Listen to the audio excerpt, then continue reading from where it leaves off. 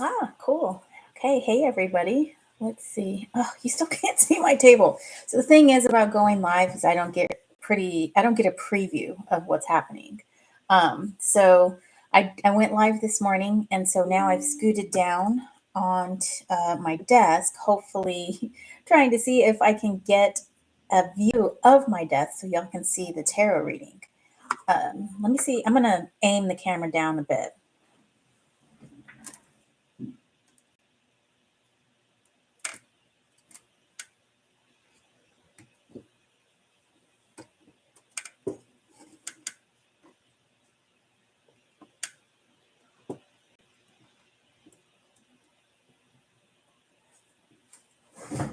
I mean, I guess that's good, right? It's a little crooked. Let me straighten that. Okay, other way. Oh, look at my adding machine. Oh my gosh, look at this. This adding machine is so old. It's a Texas Instruments adding machine. And my mom gave it to me. It belonged to her in-laws. And they have passed away, and she just gave me some of their stuff because I like nostalgia, right? I just like old things. And then of course I like adding machines, and so I like that adding machine, to be honest. And it also has special meaning in my heart too, because my grandmother worked at TI. And so when I saw that the adding machine was from TI, I was like, yes, I have to have that. All right. Pardon me while I am fixing all this up. I don't know. You guys are just going to have to see my ledge, I guess. Or maybe I can just move this over. See, the thing that sucks about that is that I have to put it back when I go back to work. Okay. All right. So I'm going to let you guys see. So what you're looking at, I think, is going to be opposite of what I'm looking at. Oh, my tea. Oh, my goodness.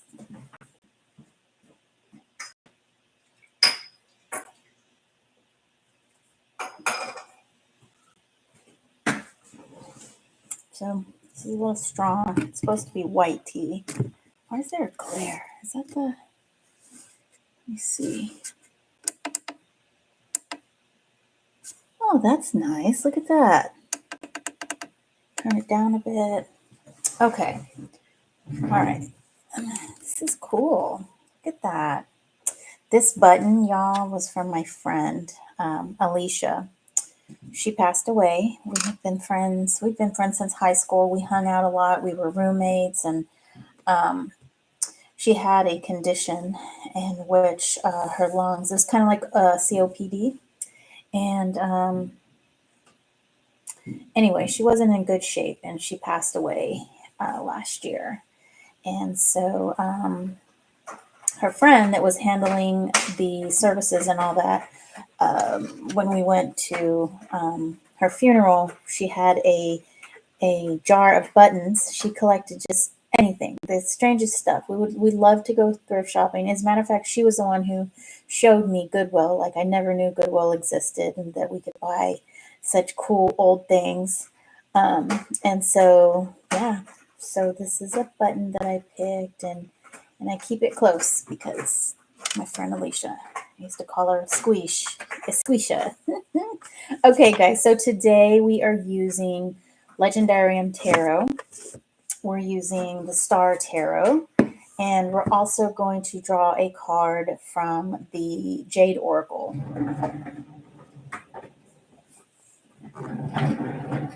Which is right here. Oh gosh, I'm gonna have to get the... Hold on, let me fix this a little better.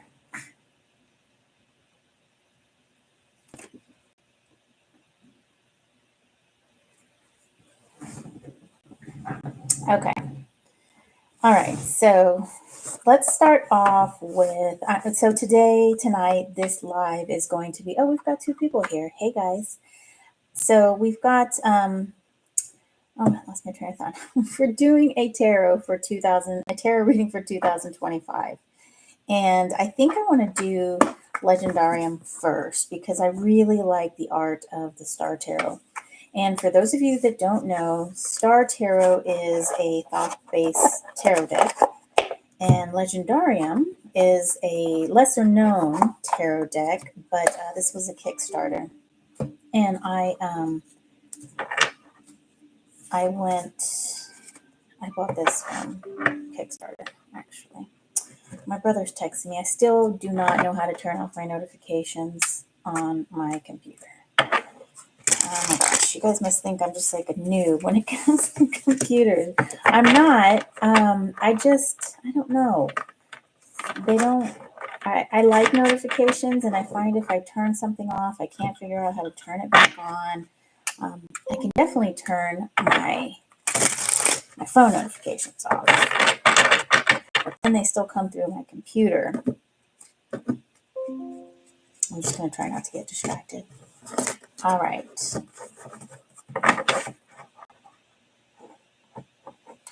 That's right. Okay. All right. So the energy for 2025. Let's see what we have. So we have the 8 of Coins. Oh, that's cool. That's upright. I did a live earlier in which I did a tarot reading for the energy of Capricorn. And we had 2 8 of Coins in reverse in the same column. So I'm happy to see that this 8 of Coins is upright.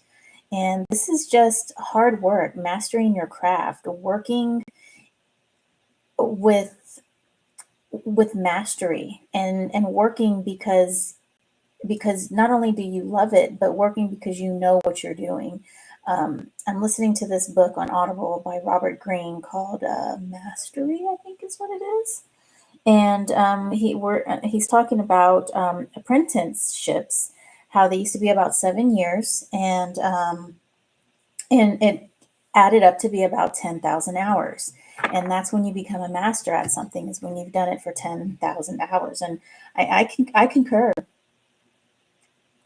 I really do. I feel like just practicing a skill over and over and over again, not being distracted, it becomes second nature to you. And that's the energy I get from this 8 of Coins.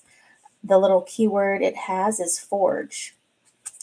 Okay, we also have the Queen of Coins. Wow, Earth energy going on here for 2025. And then we have the 6 of Swords. And so I think this is pretty cool. I'm going to show it to the camera. This is sort of like a Viking ship.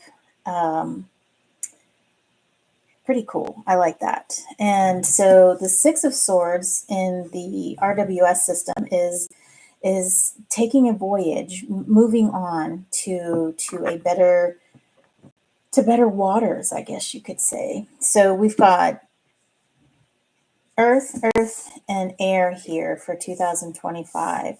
And so what I see here, really, just in these 3 cards, is there's going to be we, us as a collective, we are starting to figure out what it is that we really want. We're figuring it out and learning about ourselves.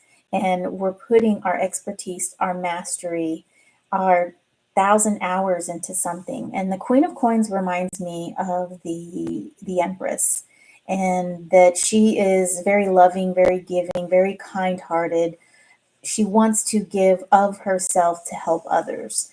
Also, I feel Virgo energy coming from the Queen of Coins as well. So overall, I do feel that 2025 is going to be a collective, joint effort of making your reality, your world, what you want it to be. But it's going to take work, it's going to take tender, loving care, and it might even take changing something, maybe moving an environment, moving a situation, getting out of a situation, some kind of movement, voyage. Okay. So let's see what the Star Tarot has to say. Oh, looky, I got 2 thumbs up. Oh, yay. Thanks, guys. My 2 viewers.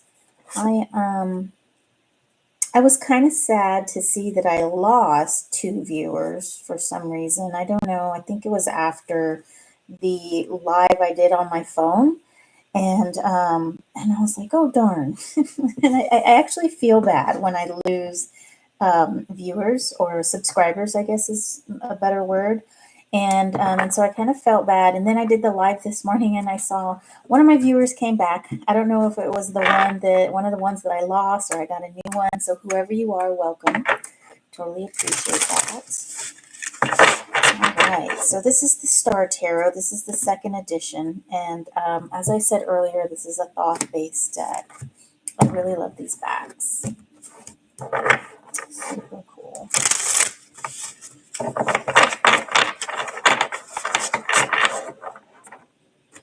And one thing I did was I bought a microwave. I don't even know where that came from.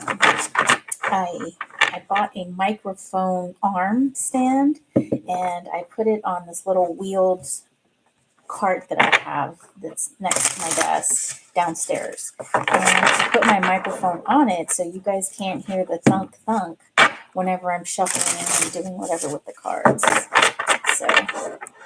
So hopefully you don't hear that thunk thunk as the thunk reverberates through the microphone.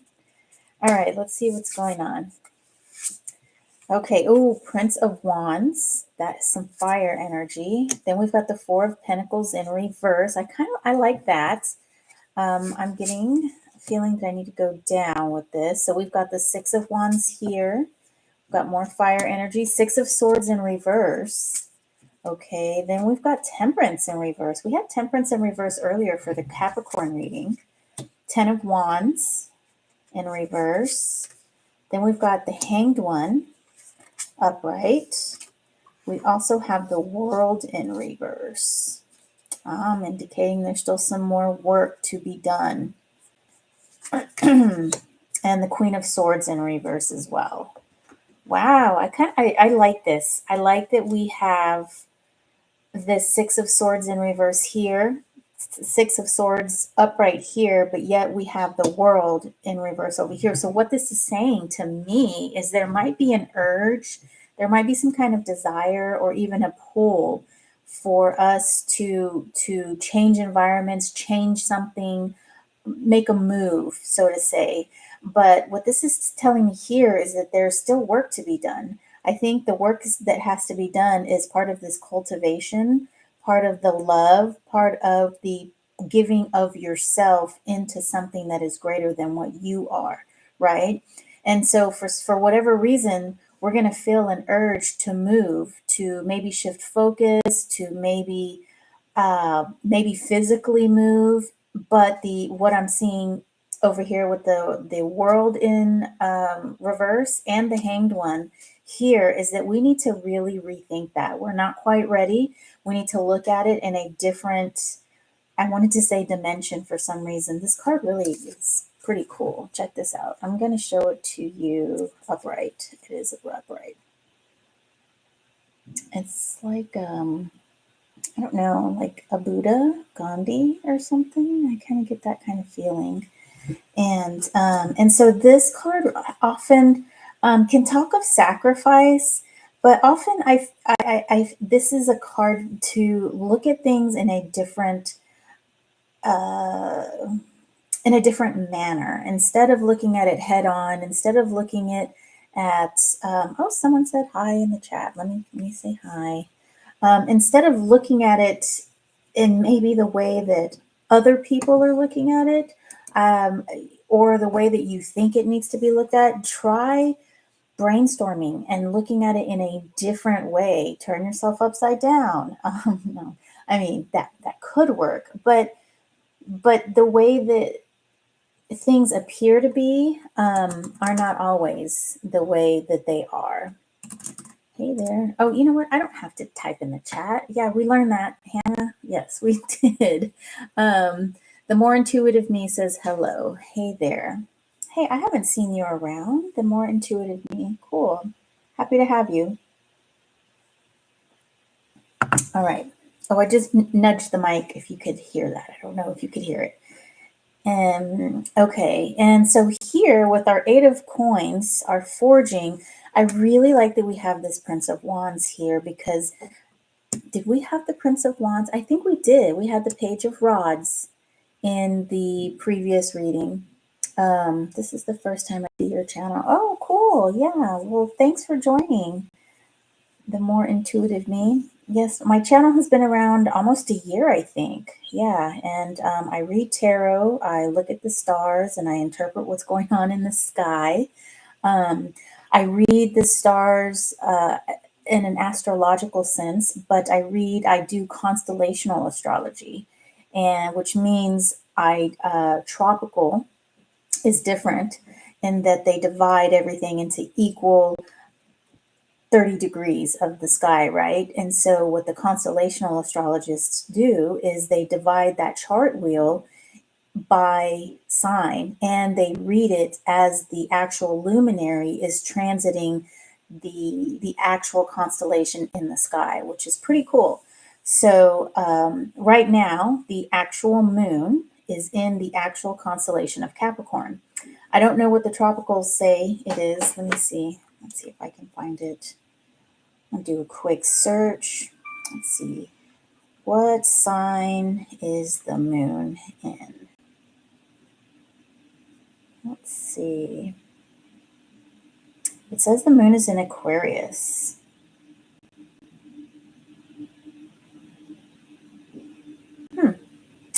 Yeah.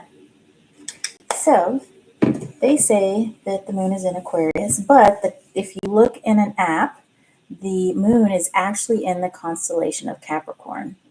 So I have the wee moon, but I forget which it follows. What is that? What is the wee moon? Oh, the app wee moon. I don't know. We could check that out. Let's do a quick search on my computer. Sometimes typing on my phone. Let's see. Wee moon. Let's see. Astrological moon calendar. Oh, this is. Do they have an app? Homepage. Wee moon. Facebook. I don't know. I don't see that they have an app. Okay. An astrology planner. Yeah, it is a book. That's what I just saw. Okay. Yeah, I love to write. I like to write physical. I love pens. This is my pen drawer. I love pens. And this isn't even half. This is not even a third, quarter, a fifth. No, I have so many pens. I like to write physically, and I have journals and stuff like that. But I find that I keep things on my phone a lot better because it's just more accessible for me. And I used to keep little pieces of paper and I would write things like on post-its and receipts. I'm like, okay, I'm going to put this in my journal later. And then I would just have a mess. So I kind of put things in my phone. So, you like journaling too. Yeah, I do. I love it. It writes down my thoughts. I used to get really creative with my journals and put, drawings and stamps and that washi tape to decorate it. And then I would draw my calendars out. And then it just became very labor intensive. And I liked it at first, but then it just was too much. And I stopped doing that. Okay, let's see. Okay, so back to this. We did have the Prince of Wands in our earlier Capricorn reading. So we have a few cards that are showing up that are the same. And so it might be the energies of the moon that we're working with, right? To use this Prince of Wands, his go get it attitude, his go, I can do anything. I am a fiery being. I have all this desire. I have all of this get up and go that I want to do. I have this, I'm very action oriented. And I love, love, love this combination of the Eight of Coins with the Prince of Wands because this combines your mastery with the fire to do it. And it's also cool that we have forge in here, and of course you need fire to forge something, right? And so I really like that we have those two cards together because you can combine your mastery and you can combine this initiator, this actor, this person with this full desire to make the world full of rainbows and butterflies. And the Four of Pentacles as well, I think is good here in reverse. And that being because this is a card of like stagnation, comfortable, not wanting to share, not a lot of movement with the Four of Pentacles. And so, with it being in reverse, I I feel that perhaps there was maybe a period of hibernation, but I feel we're coming out of that. And that might have something to do with the new year as we start a new calendar year. We people, like to make New Year's resolutions, and I'm going to start doing this, and I'm going to start doing that, and then we start coming out of our shell. And we have the Six of Wands here, which is more fire energy, and this is more of a recognition card. Um, you know what? I am going to make sure, because with the Thoth deck, some of these cards have different meanings. Like in RWS, the Seven of Pentacles is like a harvesting card, reaping what you sow. But in the Thoth deck, it is disappointment, not even worse than disappointment, failure. It's failure. So I'm just going to make sure that this is that. So we've got the Six of Wands, and this is balance, harmony, and completion. And so it's Jupiter in Leo. That's really cool. Okay, so there's just harmony and union. And that is really like flow state here. That's what I'm feeling from this here. There's a movement of ideas. There's a movement of the self. There's a movement of the will, and it's all coming together. It's harmonizing together, and it's almost like a situation of alchemy. Like you're the alchemist. You're putting in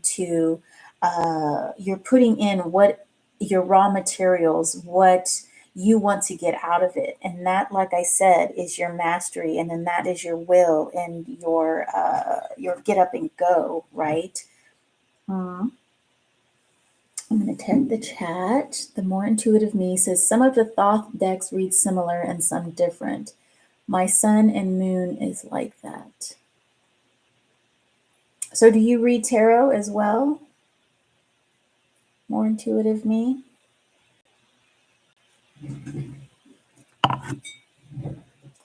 Okay. And okay, so for the Queen of Coins, we have Temperance in reverse, and I'm a little disappointed that Temperance is in reverse, because this is like that alchemy card, you know. And didn't Aleister Crowley, didn't he say, I think it's Crowley. Crowley? I think it's Crowley. One of my viewers told me how to. Okay, more intuitive me says yes, tarot, but RWS, Oracle, and Charms. Oh, you read Charms. That's cool. I like Charms. Yes, I read the stars. I read tarot. I hear messages everywhere. Animals. I hear them. I hear them in the wind too. Okay, and we also have the Ten of Wands in reverse. And I'm not getting a very burdensome reading feel from this Ten of Wands in reverse. So what I feel here is that I feel like there is some help. I feel like there is some help coming on the way. And one thing I just noticed is that all of these cards in this center column, Six of Swords, Temperance, and the Ten of Wands, are all in reverse.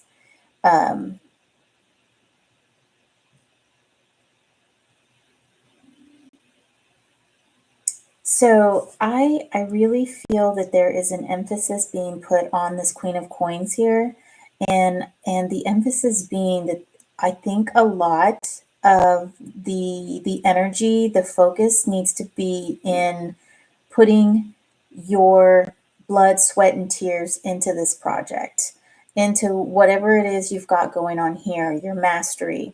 Um, and that all kind of works together, right? Because you've got your desire, you've got your skill, and it's working together. But I think the Queen of Coins is here to not only say to put in your mastery, your skill, but also you've got to put in the love. You've got to put in love. You've got to put in caring, the TLC, and not to forget the things that are going on around you, because I can see, and perhaps that is why there's going to be some sort of push to make a move, but that move doesn't need to be made. And I think what is going on here with this reversal is saying that there's going to be an off kilter that's going to happen. You might be putting in too much work here, not enough work, too much work and not enough play or not enough love or something. And so there might be some sort of burnout that's going to happen. And so with the 10 of Wands being in reverse, 6 of Swords being in reverse, and Temperance being in reverse, I think this is kind of a warning that is telling you to not get too far gone with all of this, because there's going to be some burnout. And when that burnout does happen, the solution is not to change the space, change your environment. The solution is going to be to dig deeper, to try to understand the problem a little bit better, as opposed to running away from the problem. Right. Yeah. And so our Queen of Swords here is in reverse as well. And, she kind of gets a bad rap as like an ice queen, but she's not so much as an ice queen to me. She is a queen. She has that water element to her, but she is the Queen of Swords. So she's a queen first. So she has that water element, but she's also a Queen of Swords, which means she needs to use her mental energy first. And so what I'm seeing here is this mental energy is going to have to take a back seat to whatever this Queen of Coins is trying to do, right? You're going to need to follow your heart. You're going to need to put your blood, sweat, love, and tears into this, not just the masculine mastery into this project, this baby that you have coming, this baby that you're working on. So yeah, so this is a good reading. I think 2025 is going to be amazing. I think we need to first of all be focused, keep working at our craft, be that master that is needed.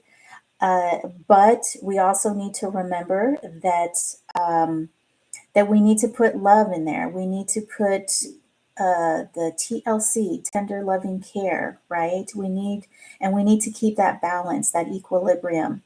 And when things start to go awry, the solution is not to run away. The solution is to look at it in a different way, find the right solution, and lead with your heart. Okay, don't lead with your swords over here. Oh, it's a beautiful reading. Thank you, intuitive me. That is so awesome to hear from a fellow reader. That's super cool. And I really like doing these lives too, because I like to interact with y'all. I like to get feedback as well, and like meeting new people. When you do the videos, you're like just talking to yourself, and then there's all this stuff, you got to upload it, and you've got to do all these things, and to me it's just a much more efficient use of my time just to hop onto live. And some way I'm gonna have to find out how to get my camera right before I actually go live, but I don't know. I can kind of see what's going on in my camera in the background, but it's grayed out because I have to fill out all this information about the reading. So anyway, those are problems of the background, right? Okay, so let's do an oracle card. Let's see what card we're going to use here. Oh, you know what? I took out the card that I chose earlier the card that came up earlier for the Capricorn reading was the Wewettheot. And so I kept this card out because this card is a call to remember who who you are and meditate on your DNA and find out what that root is of you and apply that to your life, to your situation. And so I really like that card. I like the meaning of the card. And so I kept it on my desk. And I just wanted to look at it. And maybe I'll put it back out for the energy for the week. All right. So this is the Jade Oracle. It's by Veronica Iglesias and Key. And the artwork is by Ramona Snow Teo. And it's a Mesoamerican deck, pre-colonial. So it's like, it's like the Aztecs, right? My family's from Mexico. And so my lineage is from Mexico. Though I am fourth and fifth generation Houstonian, Texan, I guess you could say. My great grandparents on my grandfather's side came from Doctor Leon, Mexico, and they moved to a little town just south of San Antonio called Welder, Texas. And they started their family there. And so my grandfather's family has been in Texas since, when was that? I think it was like 1802 or something like that. So, and then my grandmother's side, that's a whole different story. All right, here we go. Let's see what extra nuggets of help we can get from the Jade Oracle. All right, so this is turquoise. So this is Huitil. I think I'm saying that right, or maybe this is she. So Xi, I think is she. She Huitil. She Huik. It's she Huik. That's right, because the TL was like a sound. It's like a little click of the tongue, almost like you have a fat tongue. So it's Huik, and that means turquoise. So turquoise is an amazing stone. I love that stone. All right. Let's see. X. Quetzalcoatl. Tezcatlipoca. Happy to meet a fellow content creator who is also a POC. Shoot. What's a POC? Forgive me. Oh my gosh. POC. What would that be? Help me. POC. A fellow brown girl. Oh, yeah. Yes. Yeah, but I don't know Spanish. Oh, person of color. Yes. That is, tis I. I don't know Spanish, though. And, I kind of feel bad. I feel like people are disappointed, especially like older Hispanic people. Like, you don't know Spanish? Like, no. I don't know Spanish. So and I should, because I live in Texas, Houston, Texas, so close to the border. All right. Huitit. Turquoise was a sacred stone prized for its beauty and power. Because of its blue hue, turquoise was associated with heaven's rain and fertility. This stone was part of ritual offerings to springs, especially when the water was brought to the villages and urban areas through aqueducts or channels. Also associated with time, wisdom, and sacred discourse, turquoise was representative of political power. Many of the nose ornaments worn by deities were fashioned from this stone. The stone was a precious commodity coming to central Mexico from the north, Zacatecas, San Luis Potosí, and as far away as Arizona, in large packs of the Pochtecas, the traveling merchants. When you draw turquoise, you're asked to keep in mind that wisdom is a gift from the heavens. Listen and honor the wisdom that comes to you, and it will lead you to your source of personal power. Shweet is also reminding you to pay attention to your words, for they create your reality. Awesome. And that's pretty cool, being that the merchant, the Pochtecas, they were masters of their crafts too. So they would make things, create things, maybe even buy things and sell them. And so and so they would travel to different places selling what they had. And so that's kind of what I see happening here is you're creating your craft and perhaps maybe you want to spread it out, spread the love that you've been creating, right? And and do pay attention to the words, because when you get when you get to places where you're not, things aren't happening for you, you might run into a creative wall, or you just might hit a string of bad, unfortunate events that keep happening and happening, and so you may become discouraged. But you have to remember to keep the positive thoughts coming and not allow negative self-talk to justify things like, oh, this is just happening to me because I'm not smart enough, or it's not happening to me because I haven't put in my 10,000 hours. And but you have to stay positive, because the words that you create, the things that you say, not only to others, but the things that you say to yourself, they manifest, because we are creators of our own reality. And the things that we say, they happen because we speak them. And your brain actually doesn't know that it's not true. And so and so it just kind of happens, and you create your reality. I'm a full believer of that. I am a full believer of that. So do watch your words. Do watch your words. All right, peoples. Oh, okay. Let's see.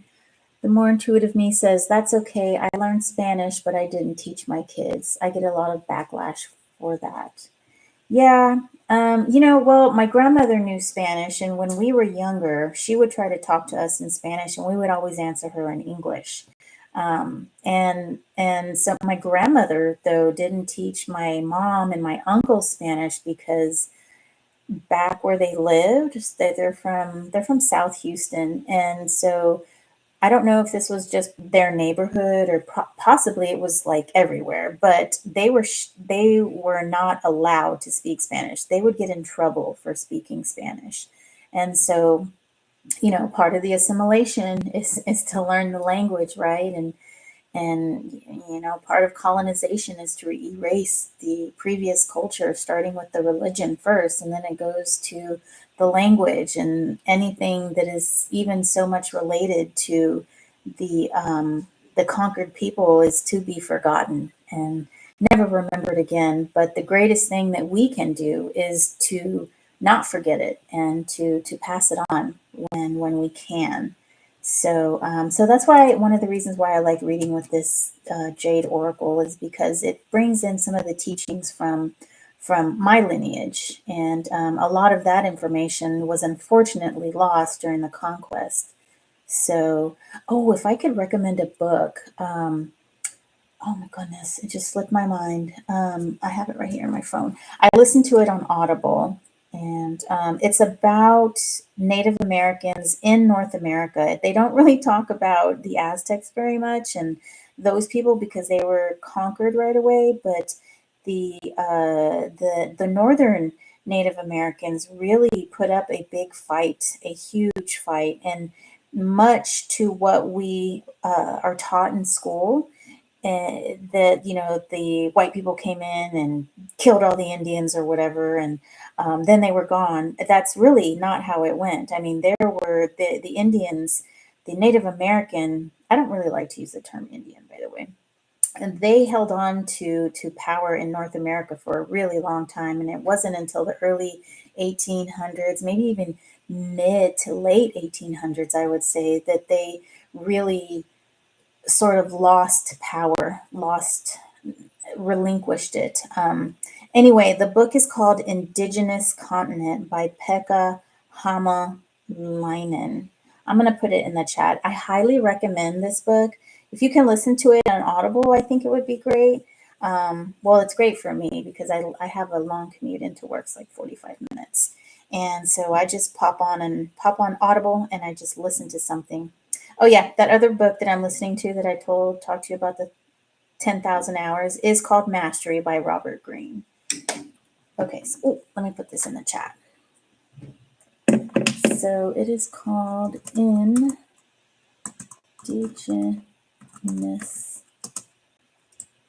Continent. Oh my gosh, I can't spell. Where's my mouse? Oh, I need to do a spell check. I lost my mouse though. Let me see if I can use this trackpad. Not good with trackpads. How does that happen? I just had it. Okay, here we go. I found the mouse. Found the mouse. Let's see. Thank you for, yeah, you're welcome.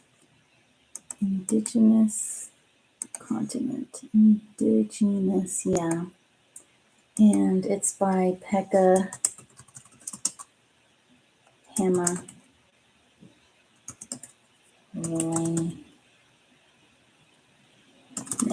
Okay, there you go.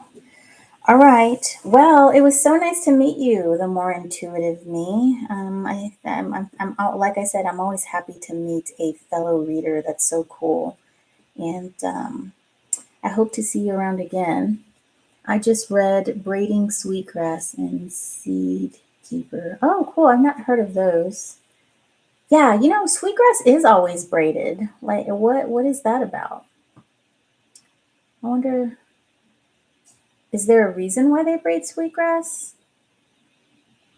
Yes, nice to meet you. Oh, thank you for subscribing. Oh, that puts me back to the 420. That's great.